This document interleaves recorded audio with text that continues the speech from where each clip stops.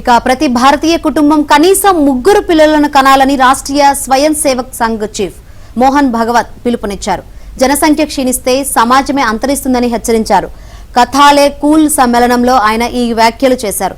ప్రస్తుతం జనాభా విధానం 25 ఏళ్ల నాటిదని 1998లో లేదా 2002లో ఖరారు చేశారని, జనసంఖ్య వృద్ధి రేటు 2.1కి తగ్గకూడదని అందులో స్పష్టం చేశారని గుర్తు చేశారు.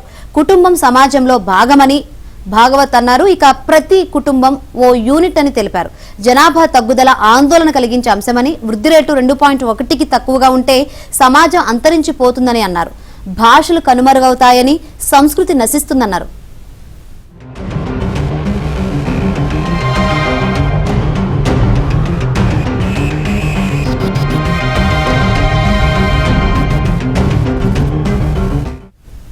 మరోవైపు భాగవత్ వ్యాఖ్యలపై ఎంఐఎం అధినేత అసదుద్దీన్ స్పందించారు. ఈ విషయంపై ప్రధాని మోదీని విమర్శించారు.